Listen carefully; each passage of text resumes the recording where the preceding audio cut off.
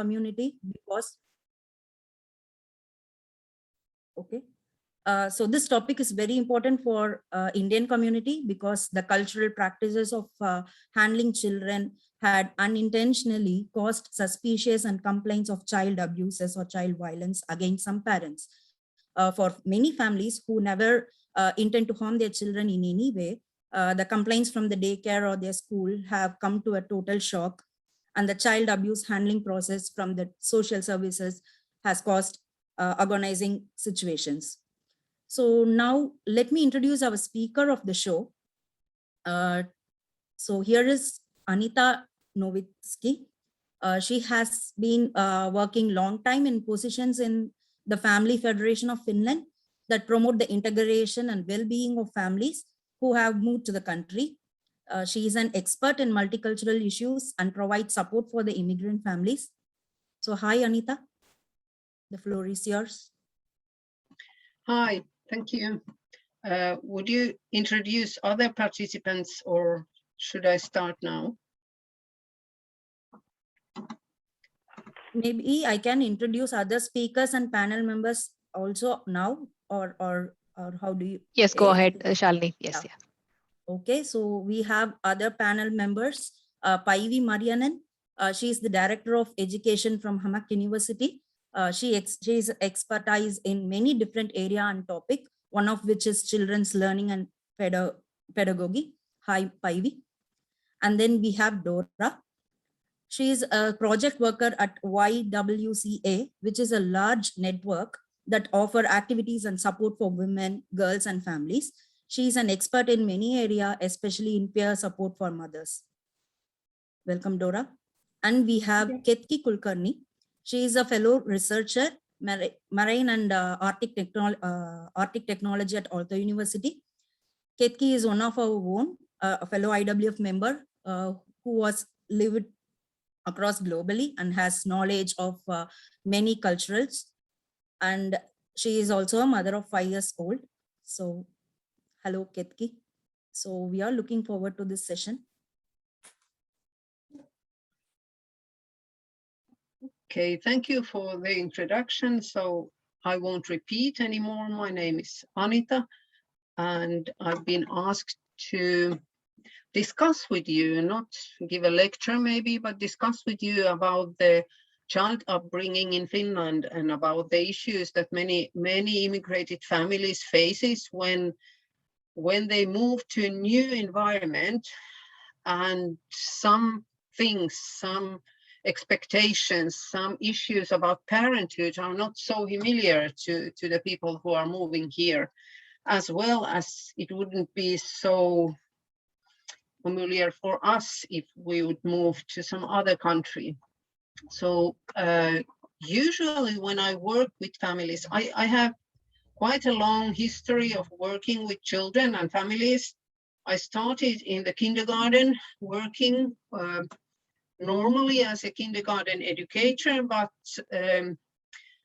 we started to get more and more immigrated families in those kindergartens I was working. So I started to develop some kind of programs to share the information with parents about Finnish educational program in kindergartens and schools, because those issues were also not so known, but that was a long time ago. I'm quite old. I'm old. I have 5 children, well, 5 adults and 1 grandson. So I have also my own experience how to deal with children in different ages. I have been single mother practically all my life with those 5. And if I can be proud of something, so I can say that I'm proud of my children and about how they have managed with the difficulties in their lives. My background is not Finnish. My first language is not Finnish. I have been born in Finland, but my family is, well, quite multicultural, but mainly they are Russian speakers. with different backgrounds and different kind of quite difficult history, which leads to the conclusion that we are living now and practically all my family members are living in Finland. But it means that also in my childhood, I faced quite a lot of things that were different in Finnish families as in my family. And when I got my own children, I also started to value things a little bit differently than before, when I had only the educational process. I was a preschool teacher, but I didn't have my own children. And when you got your own children, the situation changes at some level, at least. I will share with you one theoretical approach to understand the differences between cultures. And I hope you can see my slide now. So, Yes, we can. yeah. A scientist who lived in Europe, in Netherlands, Hofstede, he was Carl Hofstede, he developed a theory about different kind of cultural dimensions, and he started to measure those dimensions in different cultural environments. He, for example, named as masculine environment where you need to fight for your place in the society. You need to be strong. You cannot show weakness. And he pointed that there are countries that are really based on the competition, on the fighting of the place in the society. And you need to show your strength before you can have a good life. But then there are many other countries, and particularly Finland is more feminine dimensional. And it means that in these countries and these cultural environments, you can have support. You can have support if you have some kind of difficulties. You are not criticized if you cannot do something or you cannot cope.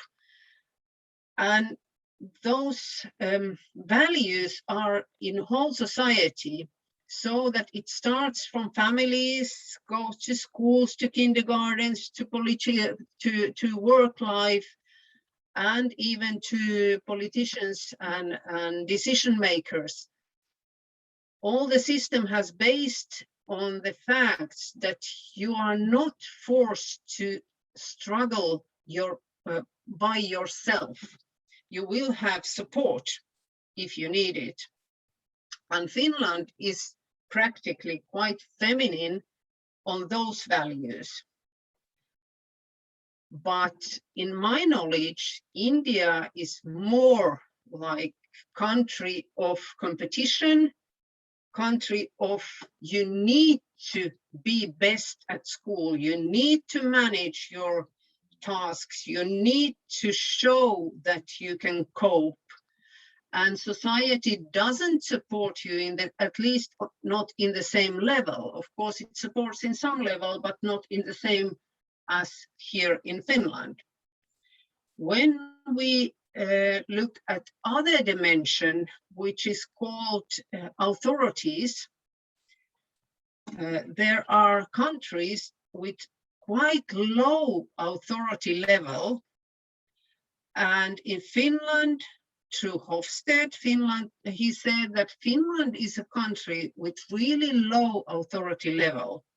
It means that at working places, your boss and employee are quite in friendly, they are discussing in friendly ways. At schools, teachers, they have authority, but they are also companions and friends for children. Parents are listening to children, and in these countries with low authority level, the authority need to be, it's not automatically given to you based on age or position or something. You need to earn the authority. You need to earn the respect of a child, as well as child needs to earn respect of a parent. And this respectful relationship between parents and children starts from the beginning. Parents are discussing, talking, asking questions, giving voice to a child, listening to the child. It doesn't mean that they obey the children's needs, or children are like queens and kings in families, but children has voice. And this is also written in Finnish law, that children has the possibility to be heard in official issues that cost children's own life. For my knowledge, in India, the situation, and Hofstede recognized that in India, the situation is a little bit different about the authorities. Authorities are automatically respected without possibility to question the authority of teacher, for example, or authority of parents. And the child lives in the position that, for example, age is an automatically giving that authorized position for parents, even if parents are wrong, even if parents are violent, even if parents are somehow mishandling the situation, but the authority is on parents, and child voice is not important on the same level as it is in Finland. So when you are living in Finland, you get to know these values, and you are working or raising your child on this field of listening child's voice, of offering support, of in the environment to co-working with other people who are raising the children, your child, for example, in kindergarten or schools, and offering support. You are not pressing the child to be better, to know better, but you are encouraging your child to do his best. And at the same time, you're embracing your child, even if he fails. So you know as a parent that failing is not, it's not end of the world, it's not end of the school, it's not end of the possible future career of your child. You just know that, okay, my child develops different, maybe differently, or my child needs some kind of support. So parents are thinking how to offer that support in the most positive way, because the important issue is to develop a good self-esteem and good self-respect on each child. But if a small child hears from you, from parents, that he is disappointment, that he is worse than his cousins or sister, or you are all the time pointing on the things that your child cannot do, his self-image starts to develop in the way that he's not good, that he cannot, that he's not capable. And those words that I'm not good enough for my parents are maybe, for me as an educator, as a teacher, as a pedagogist, those are the most harmful tools for the child to give for the future. If you raise a child with a bad self-esteem or bad self-image, in some situations, of course, you need to push your child a little bit in the positive way. But if you do it because you have raised in this environment where you know that the competition, for example, for education is really hard, that your child needs to get through the exams, that your neighbors are all the time comparing that, oh, my child can ride a bike already, and what's wrong with your child? I don't say that that is what is happening in India. You know better than me, but I know that in many environments where are quite masculine, quite hard way to struggle to the educational process and high level of authorities, children are living in constant stress. They don't really, they can never reach the expectation that parent has. They are never feeling good enough if they are not number one, if they are not the best ones. So we need to think what it means for the self-esteem of a child. And if we are talking about the child developing in Finland, and parents has been raised in the different culture, the expectation of parents can be based on this field of values. Oh, sorry, did I stop the sharing for some reason? Yes, we can't see it anymore. Oh. Yeah, now it's visible. Okay, sorry, I pressed something. So if you have been raised on this field of values, it can be really difficult to understand when you have moved on this field of my values, of Finnish values, how my child can cope, how my child can reach the educational level that would be suitable, or what kind of problems will she or he have if I don't press her, if I don't demand her to be the best on the group, to struggle to do the homework better and better every time. Because the parents are usually comparing with that school life in this environment. This can also happen between spouses. If one of them has been living in Finland for quite a long time and used to different kind of values in child upbringing, and the other parent is moving from some other country with different kind of values. So the communication between parents can be on the level, I want that, and the other parent is saying, but that's not okay in Finland. And they don't discuss about why we have different views on what is best for our child.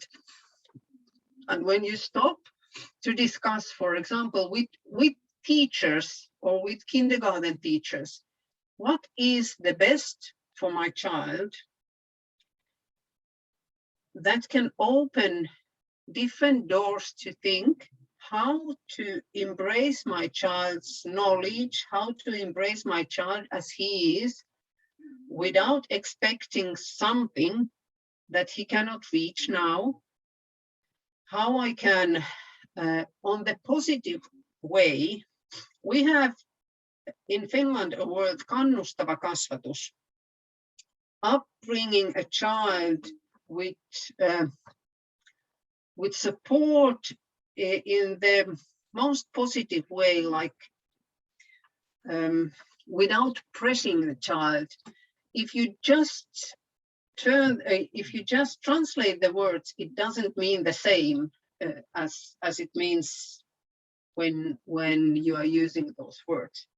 Well, I will stop sharing this video now, and I will show you something that I didn't think that I maybe would show you, but we have also developed some videos that you can find on the site. Hyvä kysymys. I can give the link, and here is 10 videos about for multicultural or for parents from different countries, how to interact with a small child in the most positive way so that you can develop his speech, but also the contact between parent and children. And you can use you can choose the language from here. It's Finnish, Arabic, English, Russia, and Somali. And all these 10 videos are duplicated and text in all these languages. We have also another area which is for the children of terrible tooth. So here are 5 videos also in English. And I will give you the links to those sites. So now I can stop the sharing totally. Why it is important that a child have a good self-esteem? Because in Finland and in many European countries, in northern countries, when parents and children are interacting from the early childhood in the positive way, you can avoid many problems that I think that Dora in the Kamala-täidit is facing with parents. When children are not obeying, when children are not listening in the teenage, when you teach to your child from early age that I'm listening to you, we can discuss about it. And if your child has done something that you are not pleased on, he or she has been acting badly, someone in the kindergarten has some kind of complaint, or at school, never ever threat your child with abandonance, like, if you don't change your behavior, I will leave you. If you don't change how you behave, I will send you to grandparents. If you continue acting like that, I will give you away. It is those words, even if you don't mean it, they are really, really harmful because they break a trust between child and parent. The child will be living in a fear. And in Finland, if the child is raised in Finland, in Finnish schools and kindergartens, teachers are saying only what they mean. So if you are treating your child with some kind of punishment and you won't follow that, the child will see or start to understand that those are only words, that I don't need to listen to that. So how to deal with the difficult issues? If you have a problem, you can have a family meeting. I have had family meetings with my children from the early age, but I also had meetings with small children when I was working in kindergarten. When there were some kind of problems, bullying in the group, or some child was crying, we went and had a meeting. Children love to be a part of some kind decision what to do and what are the consequences. It's more understandable for a child when they can participate with the discussion. You can also ask for small child, even for small child, you can tell that this situation that happened in the store or at the kindergarten, it was really unpleasant situation. As a mother or a father, I was upset. You behaved badly, but you are loved. I love you, but your behavior was bad. How we can deal with if it happens again? What would you suggest? And when child has a role, at least the child feels that, oh, I can suggest something.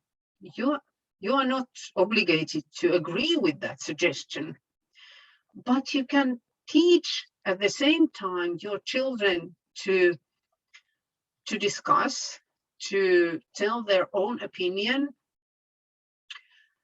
to be an active part of their well-being. And when they grow up, they know how to discuss with parents, even with difficult issues, without that shame that is quite often present when you punish a child for something. It's the punishment and it's the shame. But there is no teaching what to do, how to avoid this situation in future.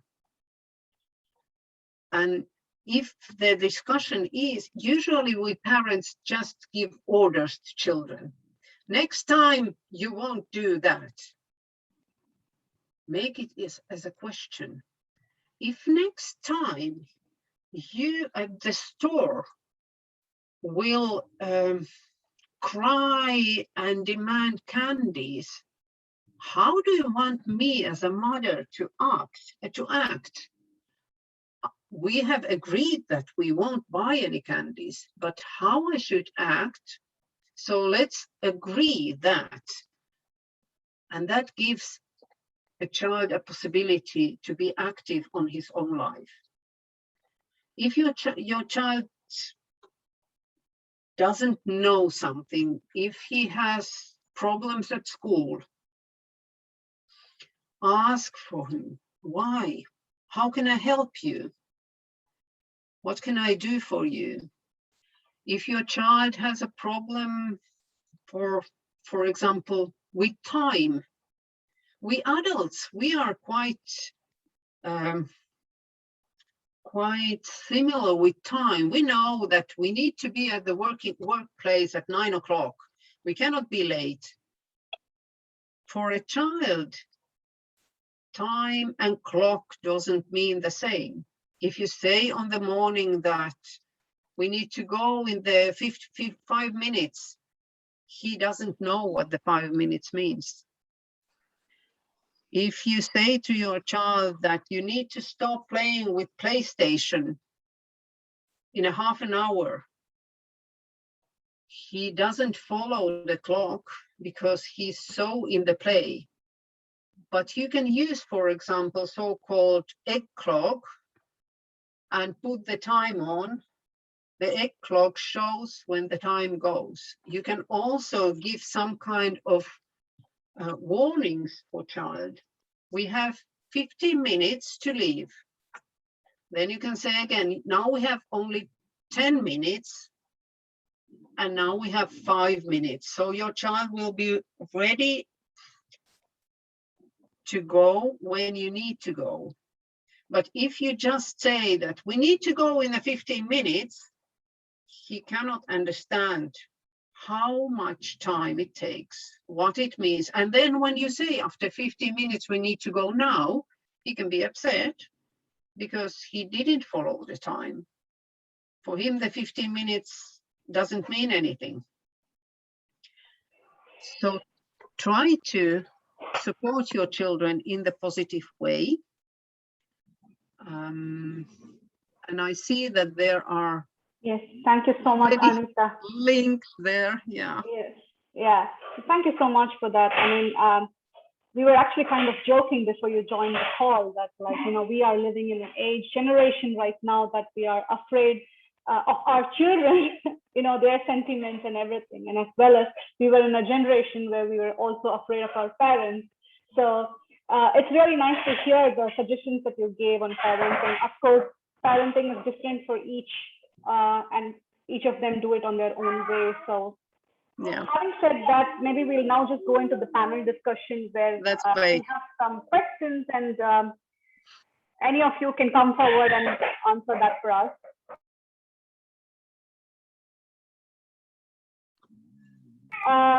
So yeah, the first question that we had, which we've collected here from many of the parents, is that there's a fear that children could be turned against the parents. What do you feel about that? Well, would someone else start, or can I say, is this fear based on some rumors, or is this fear based on some facts? Because there is a lot of rumors that teachers are turning children against the parents, but also there is a certain age, and at least in Finland we are talking about a teenage period of time where children at some level needs to be turned against the parents so that they can rip themselves apart and they can be independent. I don't mean that they need to be in the negative way independent, but sometimes that few years at the teen age, it's really difficult for parents to cope, because children seems to be against everything you're saying. So you are a terrible mother, terrible father. And I think Dora has something to say with that.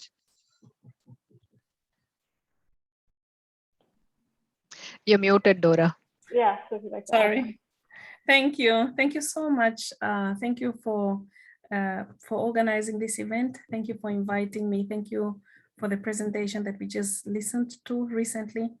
As I said, I work for Terrible Mothers, where we organize peer support for mothers of teenagers living in Finland, focusing on multicultural mothers. And I can relate to so much of what Anita said.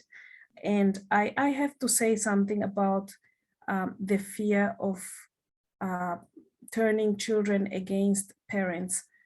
In its negativity, I do not see an institution or an individual that would benefit from that.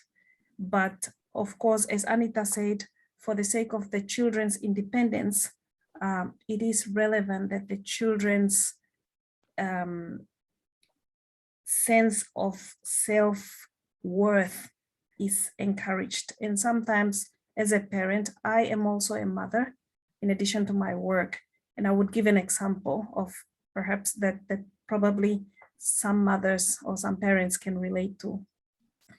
When a child is small, we feed them. Often we use our bodies to feed them. They're very close to us physically and emotionally. But as the child grows, the closeness, the bond that we have is developing to an extent where the child is no longer as dependent on us as they were when they were very young. I have a son, and I remember one day when I was with him, and he was not happy with something that I was doing for him. I was putting sugar in his porridge. As a loving mother, I wanted to do this for him so that I do not need to deal with the amount of sugar that he would put in his plate, because this is easier for me. It's a little bit selfish and it looks more loving, but it's easier for me. he got really upset because he wanted to put as much sugar in his plate as he wanted. We had a disagreement in that moment, and I had to sit with him and I had to ask him, why did you get so upset that you could not control your emotions? And after a little bit of a discussion, we came to a point where he said that he actually does not like it that I do things for him. And then I explained to him the reason why I'm doing it. I didn't exactly say that I was trying to control the sugar, because that's the underlying reason. I just said that I love you and I'm trying to do things for you. And he responded that actually he hates it so much. And then I said to him that, well, the two of us have always been together. I have always done things for you, but I understand that this is going to change now. He is not even a teenager yet, he's 8. And then we had an agreement that from now on, I will not put sugar in your porridge. And he was extremely excited. But I want to trust you that you will put only 1 teaspoon of sugar into your porridge. And he got a little bit angry, but then I left the sugar on the table and I walked away to also give him space to practice the responsibility that I'm giving him. And then after a while, I came back and I asked him, you say that I irritate you by the things that I do. It was a very painful question. And I asked him to clarify, like, is there something else that I'm doing? And he said, you also like making me breakfast every morning. And his response hurt me because I'm a mother and I feel that it's easier, it's neat, I do it my way. But he wants to do it his way, and he wants to develop his skills of preparing food as a human being. And I felt that I remember my husband was laughing because he had this like, you asked for it. But then I felt that I had to give it up and tell him that whenever you need help, ask me. But from now on, you will make your breakfast. He has never asked me since that day. 2 days after that day, he made me breakfast and he brought it to my bedroom. I'm very proud of him, but there is a part of me that can no longer control the amount of sugar. There is a part of me that can no longer control how swiftly he pours the milk into his glass and stuff like that. So I think as a parent, like thinking that our children are being turned against us, sometimes our children need space to grow. And for them to grow, they may need to move away from what is comfortable to us to what is comfortable to them, to find themselves and to be independent of us by the time we leave their lives gradually. Beautiful example, Dora. And I think, Anita, also you hit the nail by explaining the masculinity and the authority levels in India and the difference in Finland. I think this is the first time I'm even able to understand why the way I behave with my son as an Indian mother, and why my son always finds his friends' mothers much better than me. It's always Anna auntie is much better. She never shouts, but you always shout at me. So now I understand. I think as Indian parents, we develop a sense of insecurity when we start living in Finland, because we already know that our children are really not picking up all the cultural values that we have picked up from our parents. And we are also very sad in a way, and a bit insecure that they are adapting to the Finnish culture so much. So we try to instill some sense of fear or authority in whatever we do with them. That's why this threats, verbal threats to scare them comes when we discipline them. I think this is how we are doing now. It's very easy for me to say, well, if you don't do that, then you can leave the home, or I'm going to get very upset, or I'm not going to make you dinner, something like that. It's always something very negative that I use as an Indian mother, but never something positive to get him do the things. So Paivi, my next question is to you as a mother of 4 and a beautiful grandchildren. You have 4 grandchildren as well. How do you really have dealt with your daughters, and how do you deal with your grandchildren without scaring them and without raising your voice? I think the voice is the weapon of most of the Indian mothers. Once we tell them very calmly, and the second or third time we are on top of our voice and screaming at them, shouting at them, trying to control them with our voice. That's a very bad habit, we know, but that's the only tool that we know, we have in our hands now. What kind of other tools are existing from your own experience? What are the positive tools that we could use in these kind of situations without losing our temper? I think there is no mother who hasn't done this. So I can't say that I'm not good experience, because I have done it also. So, but somehow, for example, if I come very angry, first of all, I start to calculate to 10. During this time, I have time to think, what is my problem now? Why I am so angry?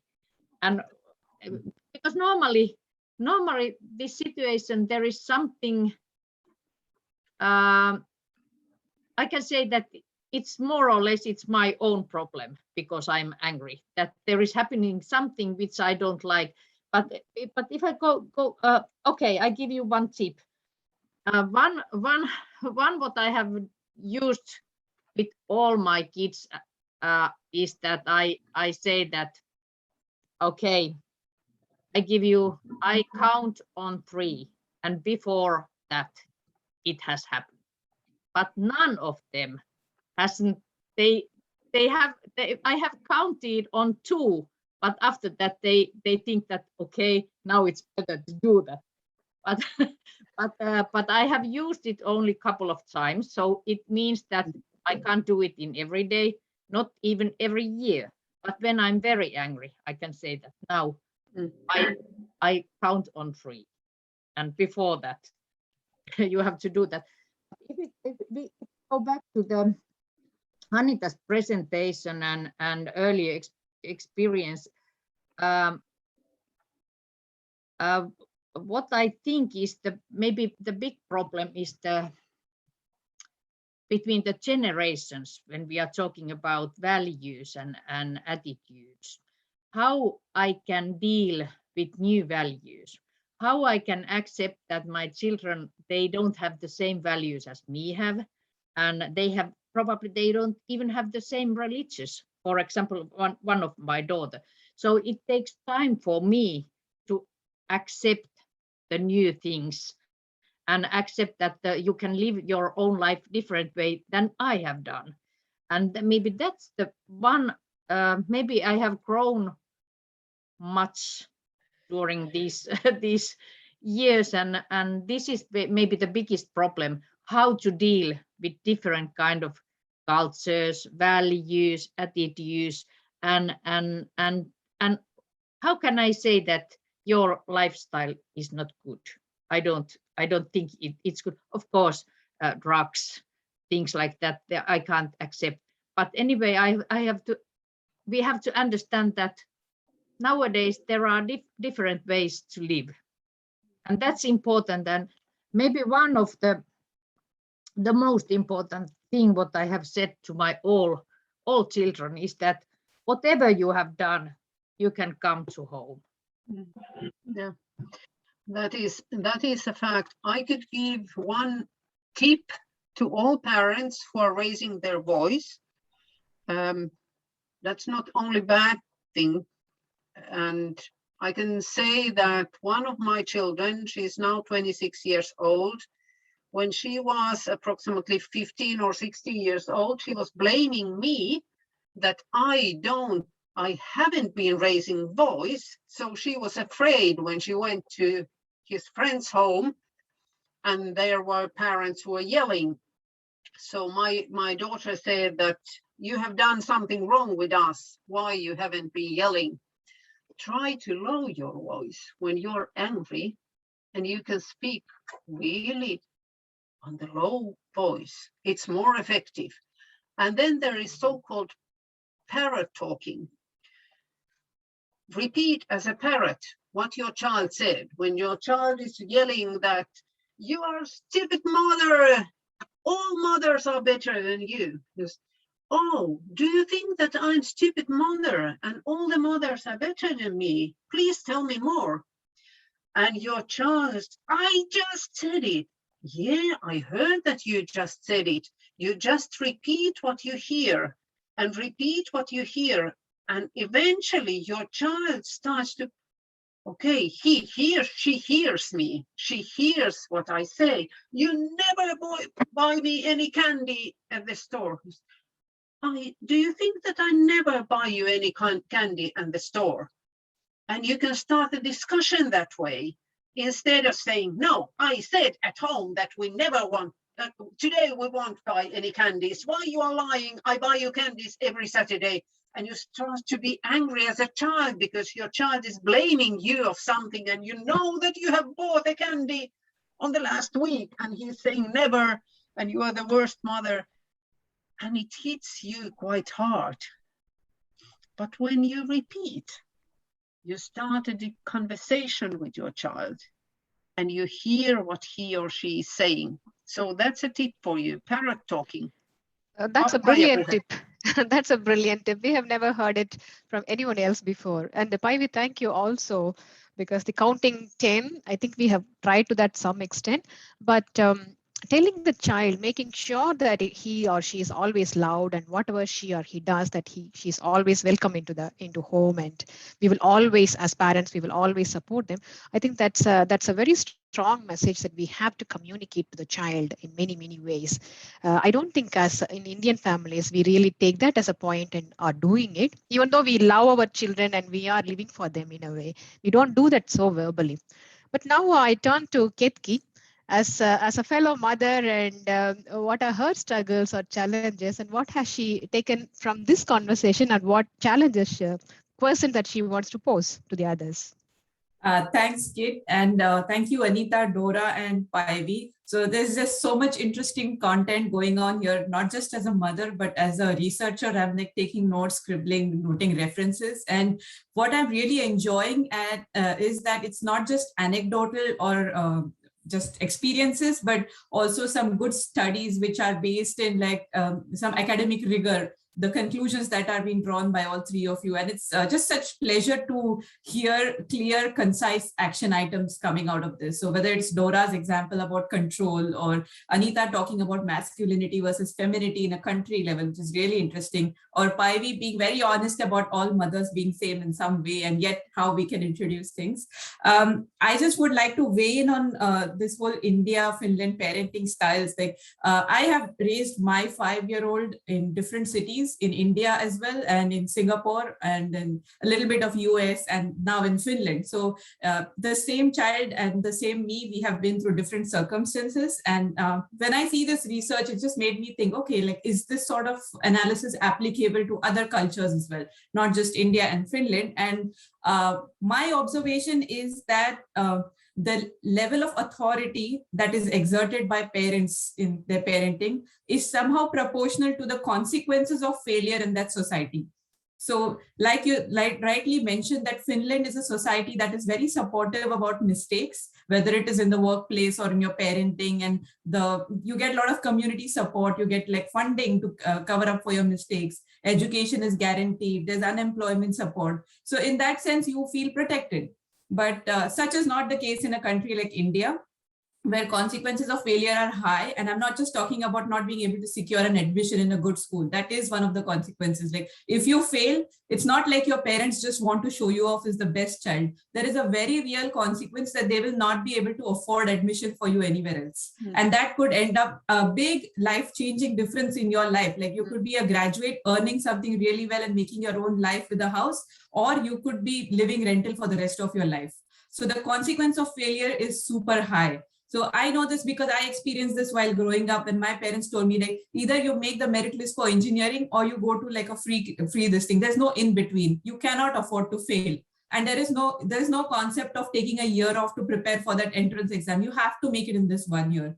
And even for smaller things like letting your child cross a road. In Finland, a lot of 7 or 8-year-olds are freely crossing the road. They're taking the bus without parental guidance. They're going to school on their own. We would never think of doing this in India because the way the traffic is, the population density, the safety or the security. So when an Indian mother goes out of her way to scold her child and say, don't cross the road without me, I somehow understand where that's coming from, because the consequence of that failure is too high. It's not like the bus driver is going to help her child. The child could be run over, could be kidnapped, could be molested, could be abused. The consequences are genuinely too high. So, and what my question is, or the point that I want to discuss here is that while we as parents totally see the benefits of the Finnish way of parenting in the Finnish system, somewhere we are also a bridge between two cultures. We know that we cannot abandon India. We will always have to go back and maintain that equation with India. So I agree that my child should be able to ride the bus on her own. I want to support that, but I want her to see the difference that she cannot do this in India. Like a 6-year-old cannot do this in India. And if tomorrow our jobs terminate in Finland and we have to go back to the Indian education system, I will push her to take up extra tuitions in whatever field she likes, because it is the same situation. Because we don't have the financial means to support any sort of decision in India. We have some means which are better than our parents, but at some point we are going to have to make her aware that we are going to have to push you a little more. You and I, we both cannot afford to fail if you need to make a life that is better than ours. So that sort of a fear, when Kit was mentioning the insecurity, it's a little bit about that as well, that as long as they're in Finland, it's okay because there's a lot of systemic support for this sort of a thing. But what if we have to go back? Which is a real chance. Will my child be able to survive and thrive in an environment for which she is unprepared currently? So how do we become a bridge? Like, we respect these values, we take the good of what is being offered to us, but we also make sure that our child is safe and also competitive enough to survive in a country which will always be one of her homes. So that's something that I would like to have opinions from all of you here, since you're the experts. That is a crucial, that is really important issue that you brought on the table, because many of immigrated parents, many who has immigrated in their adulthood, they somehow keep still something of the past, and the possibility of turning back, going back, is on your everyday life. You are valuing the situation here and there. And if, for example, for refugee families, that is a serious question, because they haven't left their home countries for their own willing. They have been forced to leave, and they are living for years with the hope and expectation of possibility, maybe sometime go back. But children are not living in that same emotional level as parents. Children are living in that environment where they are going to school, where they have friends, where they have hobbies on playground. And child cannot understand what it means that if you don't do this, you cannot live in India. Why not? The question for children, the child will go, why not? Why can't we then stay here? If you say that it's so hard in India, let's stay here. That is a choice that child cannot make. But we as adults, we try to explain that world of adulthood to child. That's why you need to push. I remember in my childhood where my mother was pushing me to read Russian books on Russian. And I was like, why in hell? Sorry, I need to read them on Russia when I can go to library and take the same book on Finnish. It's translated on Finnish and I can do it on Finnish. So why? And at the same time, I understood that I will never live in Russia. I won't move there. Even if my parents will go, I won't move there. Based on what we know of immigrated families well, mostly of the refugee-based families, the first generation struggles with the cultural differences, with the language, with the issues that they don't know the values of the society, and they don't know how to be an active part of the society. So they turn to their children who are more capable on the language skills. And that is one of the problems that we are asking our children, please help me in store, please help me with translate this paper, please help me to explain what this means, please help me to understand Finnish school system. So we are giving the tools to the next generation, and at the same time we are giving away our parenthood somehow. So the parent, the child will take over the parents and start to explain what is happening in this society and start to explain how to live here.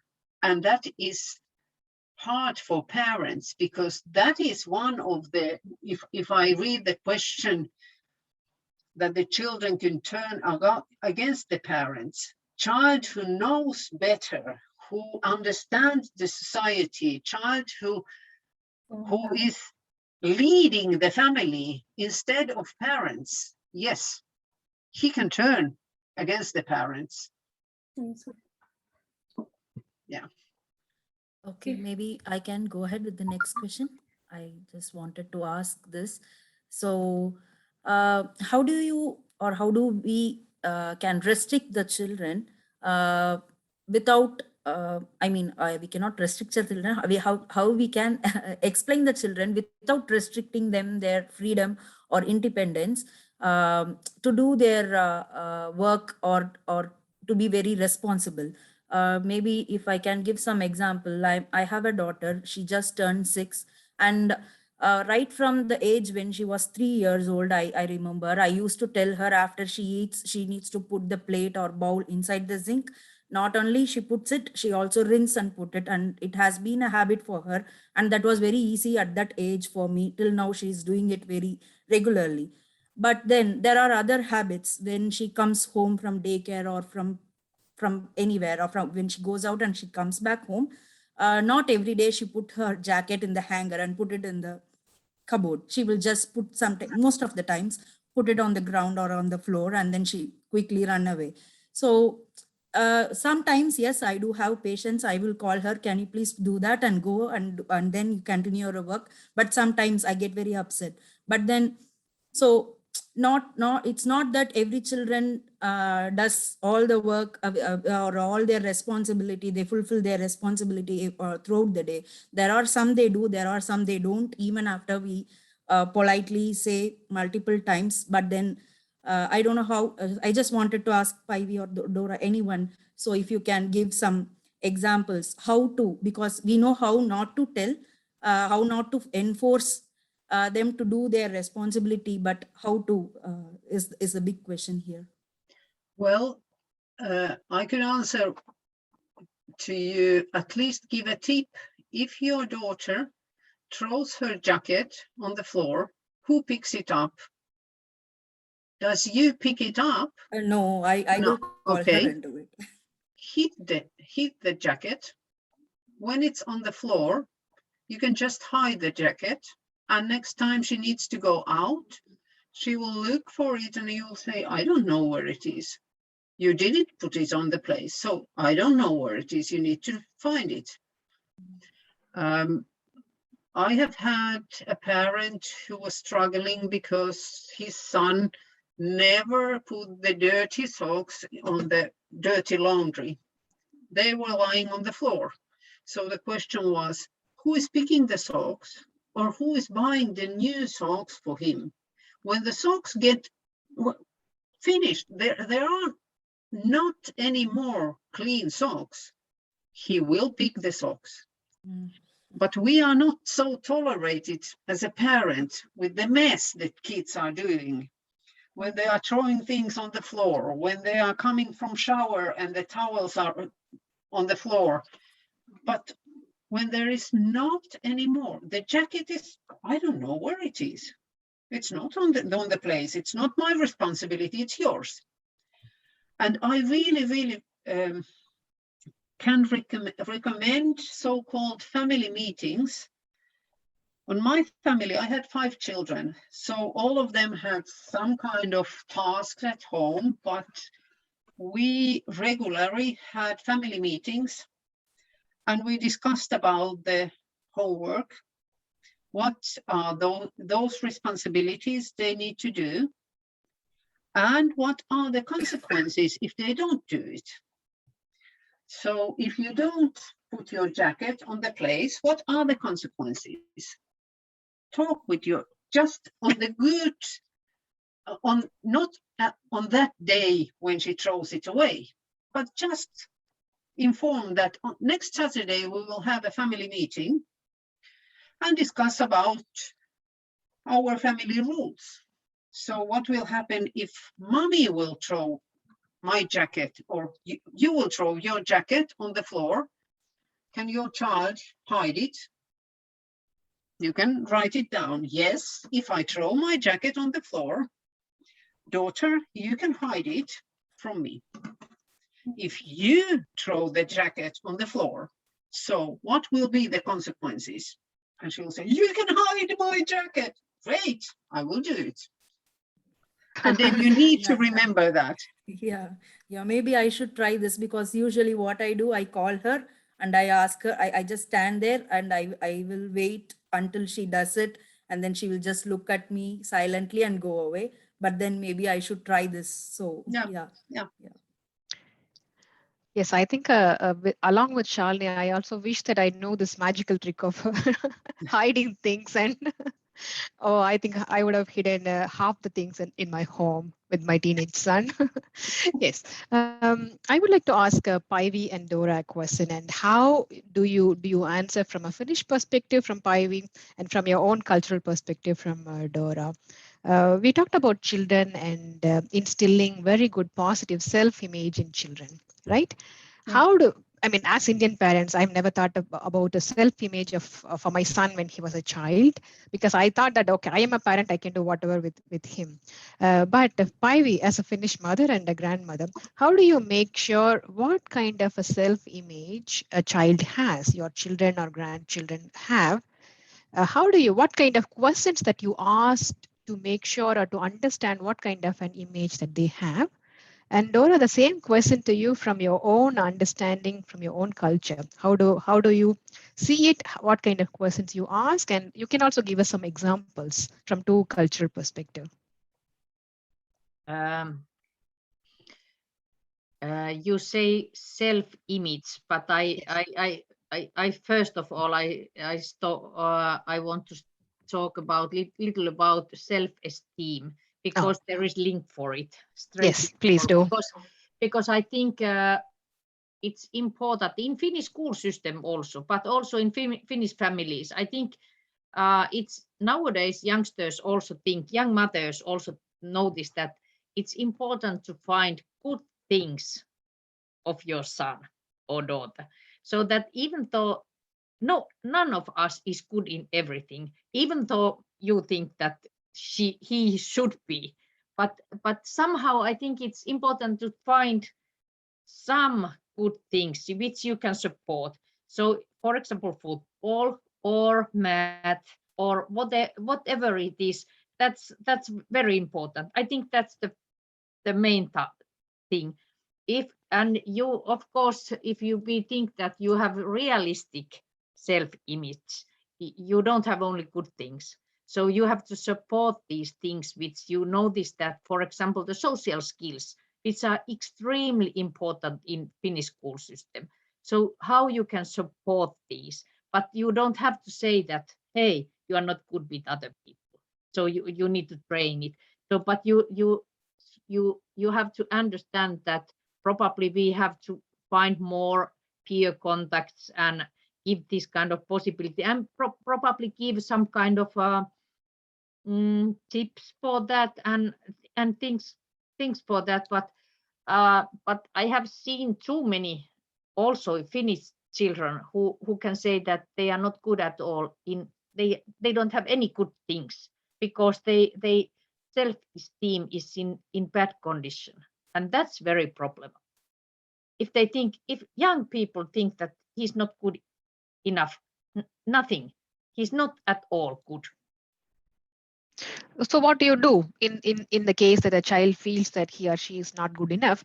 As a parent, what can we say? What kind of words that we can choose, or what kind of actions that we can do to make them feel a bit more confident and positive about themselves? You have to think yourself where he or she is good, and that's very important for mothers and fathers too, so that they can support this way, that hey, by the way, I saw your drawing last week and I think that it's very nice, and probably you like more for drawing, so that so you can find good things, not only bad things. Yes. That's maybe the main, and in Finnish culture it's very important role that we have. And by the way, Finnish families, even though our daughters or sons are not engineers or doctors or whatever they are, mostly of us are proud of our children still, even though they are cleaning lady, but they are proud of they because they are working and they have family, or they are single mothers, but they can handle themselves their own life. So that's also that we all can't be engineers or doctors, and that's one thing what I want to say to all children also. Yeah, that's very important actually. And I wanted to add to this now. I kind of face a different kind of problem at home. My son most of the time tries to be like a perfectionist, and the child psychology is so important that in my case, before we could actually correct him or tell him anything, he would come all the time to us and like have the self-sympathy of saying, I didn't do well, or I didn't do so well today, I'm sorry, and all that. And I have to keep reassuring him all the time that it is okay to fail, it is okay to, not win all the game, or it's okay to not be first in everything. So it's kind of a different thing, but even that, like at home, when we act like one person is the good cop and one person is the bad cop. So if one person like tries to correct him for something, immediately the next person tries to go and cajole him and say, it's okay, next time you can do it better. But the reassurance, I feel, is very important for the child to understand as well, that they don't have to be perfect all the time. Children are also quite comparative, and they start in quite early age to compare with other children, with their peers. Can I something at the same level as my friend? I can tell an example of my son.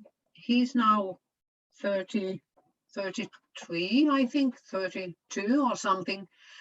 He was really clever child, but his handwriting was awful. So awful that practically no one could read it. And for me, it wasn't a problem, but it was a problem for school, and it was a problem for him. And of course, he couldn't perform in the level that he could if the handwriting would be better.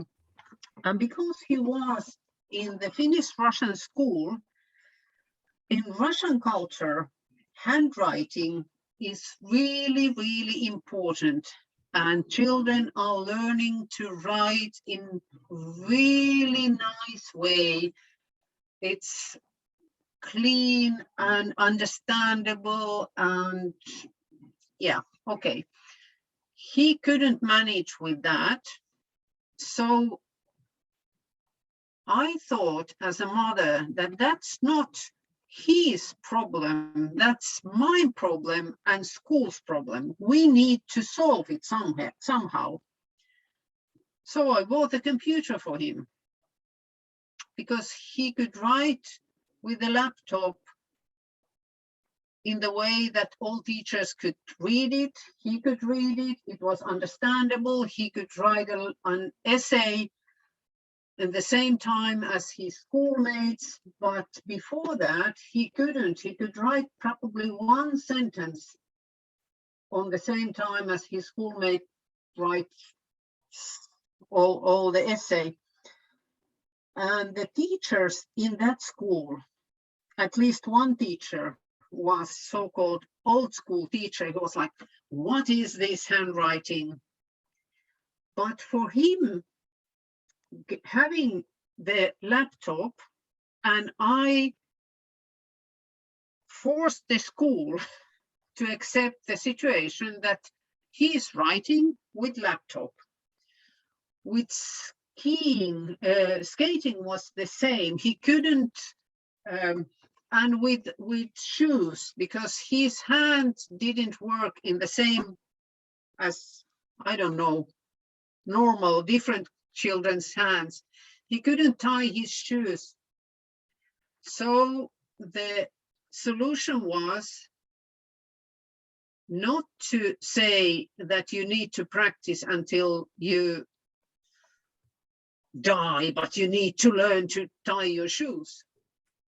We bought that kind of shoes that he could wear and he could put quickly on his shoes and get to the, what is like välitunti with his schoolmates. With the jacket, he couldn't put the what is vetoketju? Oh my God. The zipper, yes. Zipper. So we didn't use that kind of jacket with zippers. So it was my problem to help him to deal with those issues that was difficult for him. So I tried to make his life as easy and normal as it was, and always underlined how clever he is, how it was special that he's in the way as he is. And he went to uni and he is making really good life. So I think that something I did on the right way. Yes, he has his own problems, but encouraging on the level that your child is, that's okay. And giving some examples, maybe that even as a child, I couldn't do something, or I didn't like sport as you don't like sport. Not every child likes football or sport. We can find something else that you like. I think it's a strong message that you're telling, Anita, and also Päivi mentioned the same. Pick up the smallest thing that your child is good at, and then make it big, and just really verbally appreciate it as much as possible, so that they start believing in themselves with a small thing, and then they aim for other bigger things. So it's brilliant. But now we actually missed the chance for Dora to speak about her cultural dimension. And I think Ketki also wants to get some comments from Dora. Please, Ketki, ask the question that you would like to ask. Dora, you are the expert on multicultural parenting and also experienced yourself. So the same concepts which have been discussed so far, like consequences of failure across culture or self-esteem for a multicultural child, which is attacked from two different cultures at once. What has been your experience, and what tips would you give, particularly from the multicultural point of view? Yeah, thank you. Thank you for the question. And thank you. I really appreciate hearing everybody. My personal, as well as what I've experienced through my work, I think there are so many things that I wish to say. Time is very limited, but I would say that children get so much from us as parents. We have so much from our parents. This is something that is important for us to be aware of. Everything that we say to our children reaches their hearts and their beings. And as we fade away, as I just said earlier, the voice that we have been speaking to them will continue sounding from the inside of the child. So whatever it is that we say to the children, it is important. In my culture, at least I'm from Namibia, and I feel that in my culture, there are certain things that are not allowed to say to people just because they are human beings. And these are things that are related to, for instance, abandonment is very strongly not encouraged. But when mothers are angry, they can end up saying things without meaning them. I'm going back to something that we have spoken about. When we think of the positive self-image, what we say to ourselves, or we do not say, how we behave, how we see ourselves, when we look at ourselves in the mirror in front of our children or within our families, that affects our daughters quite strongly and without us saying anything. So how we carry ourselves in the society affects how our daughters and our sons will carry themselves in the society. How we relate to authority in the society or to the teachers or to the people, adults in the child's life affects a lot how the children see them. So it's very important to do an introspect on how we are relating to the land that we live in, Finland. Universally,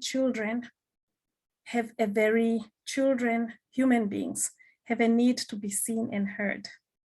We all need to be seen and heard, whether we are important or maybe less important in other people's eyes, whether we're rich or poor, whether we're Indian, Namibian, Russian, Finnish. We want to be seen and heard. And this is important for parents to remember that the child needs, they don't just want, they also want, but they need to be seen and heard. And practically, what I do at home to give a positive self-image to the children, I'm very compassionate towards myself, but I think I've gotten that from my parents as well. They've always seen me in a positive light, and they've spoken positivity in my life. And what I try to do every day is to see the child the way they see themselves.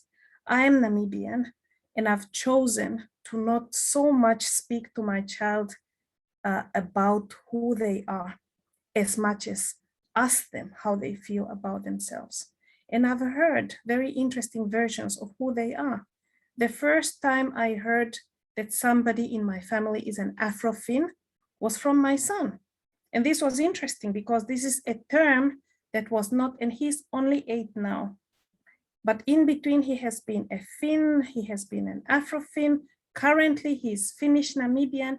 And I think these are important conversations because I listen, I ask him, I listen to what he says, and I chew on it with him. What makes you feel that way? Ask them how they feel about themselves. When you're doing homework with them and they're struggling, like my son has been struggling with reading, he's doing great. Comment on especially his effort. I focus on the effort that he puts in.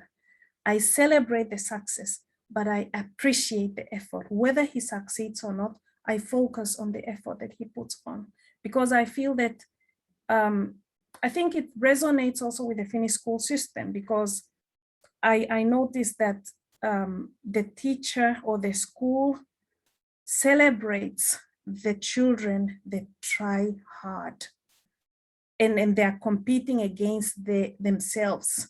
And I felt that this is, my goodness, this, I felt like crying, like it was very, it resonates with how I feel about how the children should be seen, the effort that they put in. And I want to quickly close because we're running out of time. I haven't had a chance to say this thing that before I get there, I've explained to my children always that I define myself through what am I? What is my role in your life? As a parent, our purpose is to support you reach your dreams. And I feel that whenever it's difficult for them to be responsible or to do whatever, I try to focus on what do they want to reach. Would you like to become a grown woman that throws their jacket on the floor? No, I don't. My purpose is to support you in picking up the jacket so that it's picked up and now you're moving towards that goal. But the story that I wish to tell you, and it's also like part of my culture that I'm African. African people tell stories around the fire. And I feel that I want to remind us all as mothers that when I was getting married and I was gonna start my own family, my own mother had passed on when I was 12, unfortunately. And there's one lady that I never forget, especially I never forget what she told me when I was leaving home. And I would like to share this with you. It's a universal story that I think you might have heard about it, but I would like you to think about it as you bring up your children and as you speak to them. Once upon a time, there was a lady who was getting married, who got married.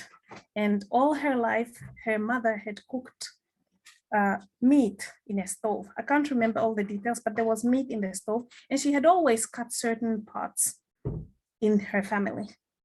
This is what she did in her family. This is how this young lady who was gonna get married had always seen things happening in her family.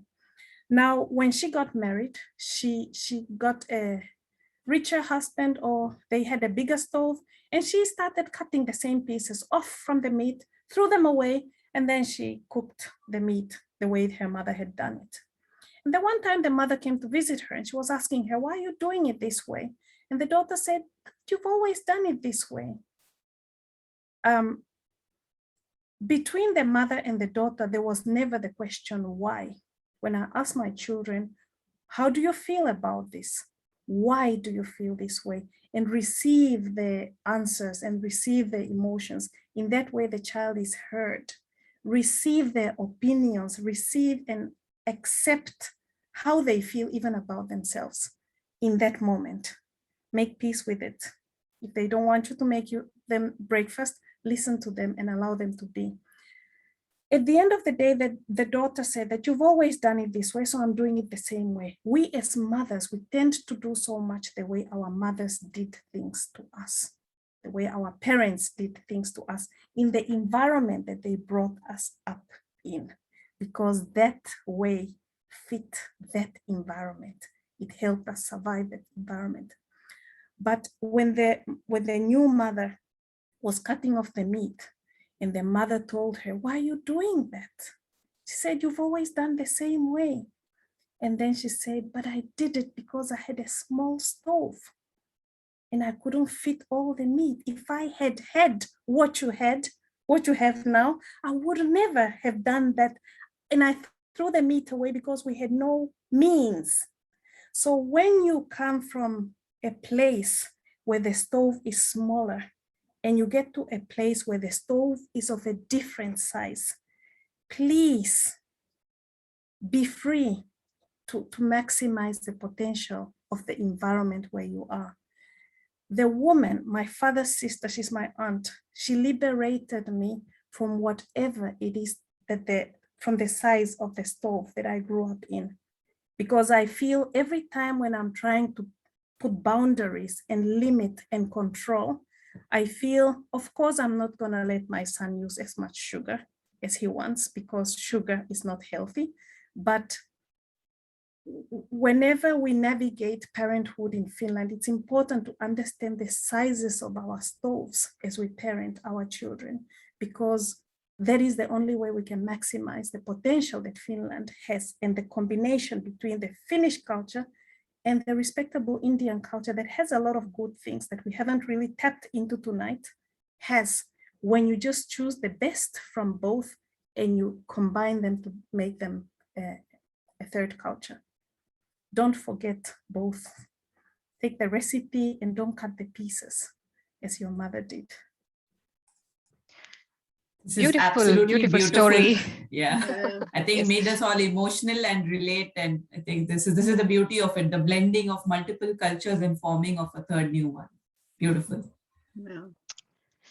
Yes, thank you so much, Dora. It's really moving, because I think it also reminds us as parents that how often we ask our children question, and why and how. We only want them to obey and obey and obey, isn't it? Listening is a skill that we are all lacking as a parent, but we want our children to have that skill to the maximum. I think we have learned a lot of good lessons today, a lot of takeaways. For example, As myself as a mother and my fellows here as mothers, I think we have learned how important it is to create a positive self-image and self-esteem, which are very interconnected. And then instead of shouting, repeating the shouting that the child does, so that it becomes a conversation. That's a brilliant tool. And then something that Paivi, you said that whatever they do, whoever they are, whatever they turn out to be, still be proud of them and convey that to them, and always tell them that you are always welcome home, whatever you are. I think that that support from the parent, and as a parent, we are not ashamed of whatever they become of. It's as a very strong message that we should give. We rarely do that in a way because we expect the best from our children, as Ketki was explaining. And also letting them go. Dora, from your beautiful example, just letting them go, even if it means putting sugar on their own. It's simple task, but still, we really have to kind of rip us apart from our children and give them space and freedom to grow. And also accepting that they don't see the world that we have seen. So they may not get the same cultural habits that we have. So we have to really keep our expectations so low to a very practical level, but just to let them be a Finn or a Namibian or whoever they want to be in Finland. So it's best that they become very good human beings instead of putting them the label of you have to be an Indian as well. So I think it's a pretty high expectation when they are living in the new world. So we are actually coming to the close of the session, and we thank you so very much. But still, before closing, I still would like to ask Kirti, is there something in your mind that you still would like to ask? I have something in my mind, but I would like to give you the chance to ask. I think anything that I ask could lead to a further 1 hour discussion. Okay. But maybe just in closing comments, like for what I would also like my child to learn apart from the differences and to know and acknowledge them is that to have empathy and respect for people who don't follow your worldviews. So while she is lucky to live in a land as free and supportive as Finland, her cousins, family members, parents, grandparents are in a different world. And despite their challenges, they have crossed over some barriers to come and love you in their own way. So she would have to learn to respect them in the space that they are and try not to change them. She can be herself, and everybody else also has the right to be themselves, whether it is eating by hand or following religious practices or living a life set of boundaries. It's a choice. And I hope that while my daughter appreciates the freedom that Finland has to offer, she also learns to respect the lifestyles of people who choose to live in a different manner. So that would be, I think, one closing comment from me. So Very well. Very well said, Ketki. Thank you for that. I think we named the session Disciplining Children, a Toolkit for Parents. But I think we should have named it the other way, Disciplining Parents and Toolkit for themselves to discipline themselves. That would have been much better, I think. Yes. But thank you so much from our end. And maybe Shalini, you could do the closing. Yes, I totally agree with all your closing comments, Kritika. There are the top key points that what I take away from this session is, yes, listening to the children. We are lacking on that. We do that. We tell them to listen what your teacher says, listen to your parents, listen to your friends, but then we never listen to them. At least I can speak for myself. So I have to listen more.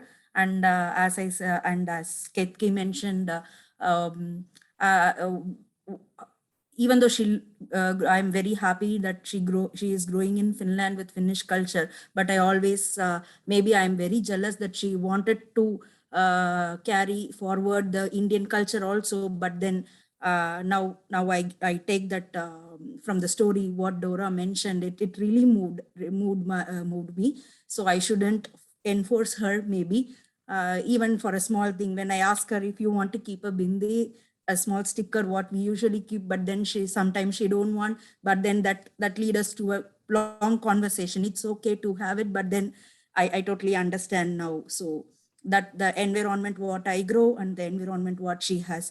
Thanks, Dora, for that story. It was really an eye-opening. So, and there are many more. I don't know. I'm so So happy to be part of this event, and thanks each and every one of the speaker and the panel members. Thanks to you, Shalini. Thanks a lot for everything. And I would like to also thank Anita, Dora, Paivi, Ketki for being here today and for everything, all the valuable inputs you've given us. And I would like to thank our team as well, Kritika, Shalvi, Archana, Swati, who was there in the call for putting this together today. So thank you everybody for this from my side as well. Thank you for my part also that you invited me here. I would like to remember to remind you that every parent is a teacher also, and teacher has a responsibility to underline not the words that has been written with some kind of somehow wrong, but underline on the green pen everything that your child writes in his or her life in the right way. Because we have this habit to underline wrongdoing and mistakes with the red pen as a teachers. And then our child sees only all the mistakes he or she has made. But if we start to underline with the green pen everything that she does correctly, right, and lovely, she or he will see a much more underlined sentences on the table, on the life that she's writing for herself. So use the green pen, not the red one. Thank you. And if some of you would like to explore and learn more about how to support your child's identity in Finland, Kamalat Äidit is organizing on the 7th of October an event that you are welcome to. It's open for all of you, but you just need to register on how to do that. We have somebody who is Finnish and from an intercultural family. She was born and grew up in Finland, and she's now working towards her postgraduate studies, and she's specializing on this topic. So welcome to join us. I'll send an invitation, and feel free to, I'll send an invitation through the organizers, and you can join us in that discussion. If I can end this session by I'm also the well-being researcher, and I have to confess, I have done research in rural India, and I asked one question for these children: what is important in your life? I hope you will go home and ask the same question from your children. Thank you. Thank you once Thank you. again. Thanks everybody for the useful Definitely. session. Thank you so much. Thank you. Thank you. Have a good weekend.